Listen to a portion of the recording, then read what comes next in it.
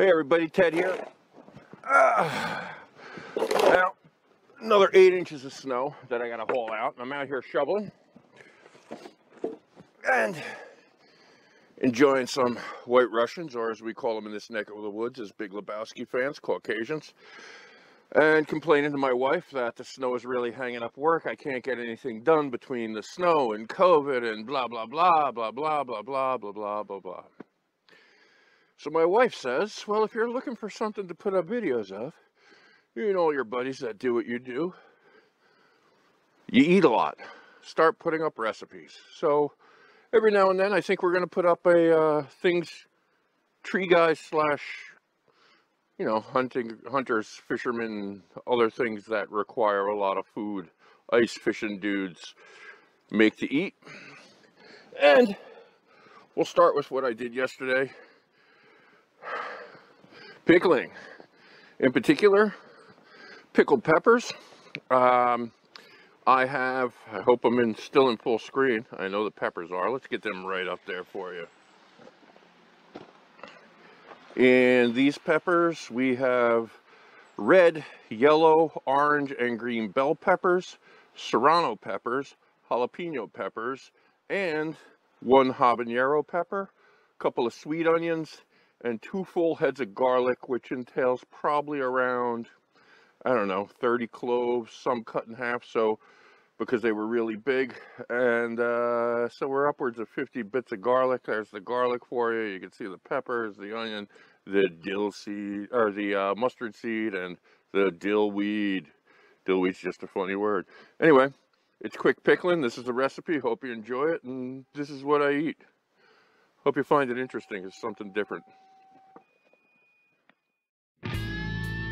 Ingredients and things you will need: 4 bell peppers, 2 heads of garlic, 2 sweet onions, 1 jalapeno pepper, 1 serrano pepper, 1 habanero pepper, dill, kosher or canning salt, white vinegar, apple cider vinegar, sugar, mustard seed, turmeric, cloves, black pepper, ground celery, 1 large stainless steel pot, stainless steel colander, a large bowl, and glass jars with lids. You do not need canning jars because this is not canning. These pickled goods only have a shelf life of a few weeks and must be kept in the refrigerator. I use canning jars because I have them. You can use any glass jar as long as it is washed well before you use it. This batch made 5 pints. You will have to adjust your number of jars to the size of your batch. It helps to have a few extra jars on hand.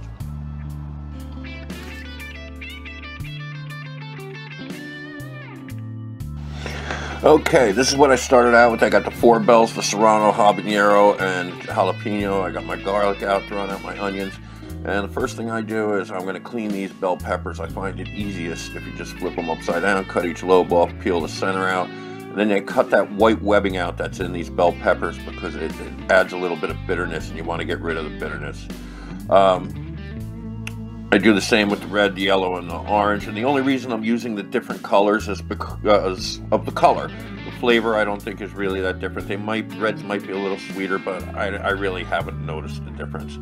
Now I cut all the bell peppers the same way, and there's a reason for that, and we'll get to that in a second. Now you're going to notice that I say stainless steel cooking gear, colander, and pot, and the reason is it's non-reactive to the salt and the vinegar. And you want to use stainless. I'm going to probably keep making that point over and over. Anyway, I'm going to get my peppers all cut up like that. Now you're going to see what we do here is I cut the round ends off of the peppers and then cut them into strips. And the reason I cut the round ends off is because then the pickled strips lay better on sandwiches.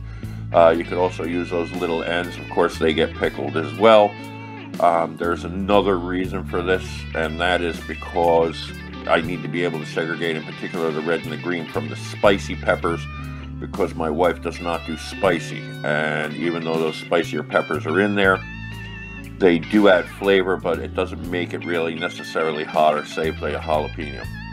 Anyway, they're all cut up, and the next one I'm going to do is my habanero.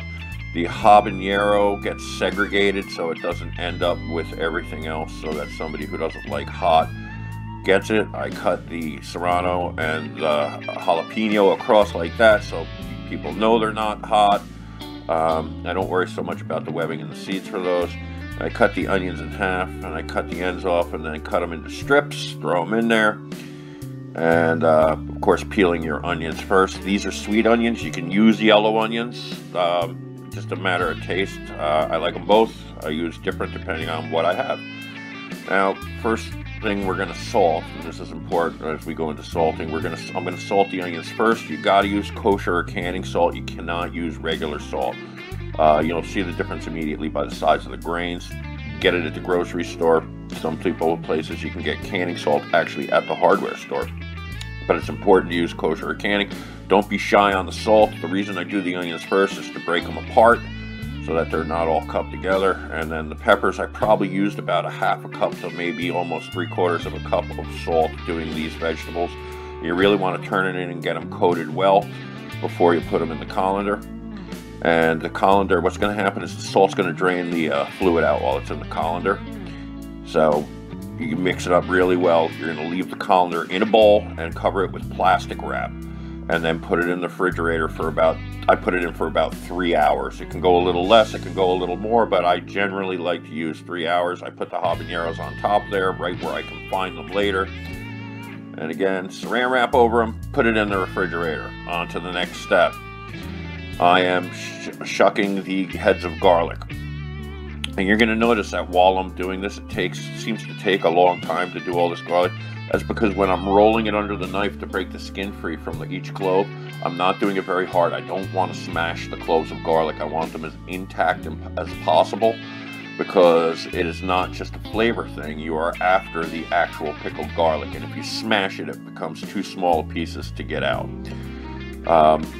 I'm going through here, you'll see me turning away because I have to go to the sunlight to get my knife under the edge of the skin, because it's really adhered to the garlic tightly if you don't roll your garlic under the knife. I ended up with these two heads, I ended up with something like 30 cloves, and I take the larger cloves and I cut them in half because they don't need to be that big before I throw them in. Now the cloves of garlic do not get salted. I've never salted them, not sure what the reason for that is. They don't need the salt. Garlic's its own flavor all its own, and it seems to work out fine just the way it is. Okay, get rid of this stuff, clean up a little bit, and now we are on to the brine. Brine is 2 cups of white vinegar for this batch I'm using, and 1 cup of apple cider vinegar. And I'm going to use 2 cups of sugar, which sounds like a lot, but it works out. And I end up using 3/4 of a cup of water. And there's 2 reasons for that. One is to mellow the vinegar a little bit. Look, wooden spoon, very important, non-reactive. So you're going to stir in and mix in with the vinegar and the water, all of the sugar, get it well mixed. Yeah, wood is non-reactive too, so I use wood. Okay, now I'm putting in a couple of the cloves. I put in 4 cloves in this one. I put in a teaspoon or 2 of mustard seed, an 1/8 of or a 1/4 of a teaspoon of the turmeric. I put in a little ground celery, and a little bit of black pepper. Now you see I'm cutting the bigger cloves of garlic in half. They're like the size of my top end of my thumb. They were big. So I ended up with about 50 pieces of garlic in this, which is not, it's a nice number, spreads them out. And if you notice, this garlic cloves, they're white right now, and when we're done, they're going to be that greenish, yellowish that pickles become. Now, I'm rinsing the peppers, but you see that water right there? That's all the water that the salt drew out of the peppers. You're not going to be able to tell how much water runs through here, so I left the sink drain closed, so you can see. Really rinse the daylights out of your peppers. You want to get all the salt off it you can. All the salt you need has been absorbed into the peppers, and you want to get it super clean. This took about 3 minutes of rinsing, 4 minutes of rinsing and constant turning over, just to make sure I got all the salt off. And then I set those aside to dry. See how much water I use? While they're drying, I turn the heat on under the brine. I bring it slowly up to a boil with the garlic in it, and you can see that the garlic is changing colors on the cut faces because it's starting to absorb the brine. And once it gets to a boil, I am going to be putting the vegetables in, and you're going to let it boil. You can bring it to a boil, let it go for a couple of minutes with the garlic in it, and a lot of that water is going to evaporate off here. As you can see the steam coming off it, and now she's boiling. At a boil, while it's at a boil, is when I'm going to dump all the peppers and onions in. Boom. And I've separated out the habanero. It's already separated out. I just put it in a bowl. I don't worry about this part of the brining for the habaneros. Get everything down into your brine. Let it come back to a boil. Once you start seeing it boil again, turn off your heat. Let it sit to cool. This is them cooled. I put it in a pot. Had to go overnight. And that was just the habaneros. Now, they've been cooling overnight. And this is where I add the dill and the habaneros on the side. I'm using just a regular old pickle jar so that I know where my habaneros are because they're super hot. And I start forking in with a pasta rake. I just start forking my peppers or whatever it is. If you use cucumbers, you could use radishes.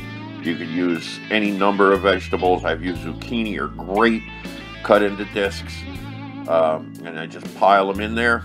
And you want to fill your jars, and you're going to see I only had 3 jars on hand, but I always have a couple of the canning jars handy, and I have to go and get more jars. That's why you always keep a couple extra jars handy, because if you run out of space, you know, you just end up with a bowl of pickles in your fridge, and it's just not storage-wise particularly smart thing to do.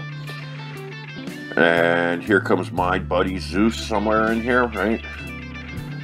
There he is, my buddy Zeus, the dog. Zeus! Okay, anyway.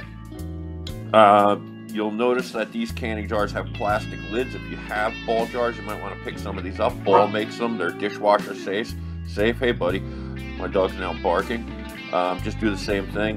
They come in 6 in a pack, and it's like $5, but you don't need the little metal lids, and it's worth it. And it is a non-reactive top, so it works well with pickling. All right, that's a garlic, all green. Just fill up the easy, buddy. Fill up the jars with all your vegetables. Get out a measuring glass, and with the measuring glass, you're gonna pour the rest of your brine in your jars, covering everything. And it always seems to work out that you have just the right amount to cover everything. Maybe just lucky, but that's how it's worked out for me. So there you go. Cap everything up. When you clean up, I spilled a little brine here, you'll see. When you clean up, remember, you want to use a moist sponge. Do it a couple times because the brine has sugar in it. You don't want to leave sticky residue behind. And this is the end product. There you go. Nice jarred, small enough batches to take with you places. Give to friends, bring wherever you're going. There they are. This in particular is one of my favorite ways to eat it. Eat them on toast. This is with feta cheese sliced underneath there and a little mayo. Delicious. Enjoy. Thanks for watching.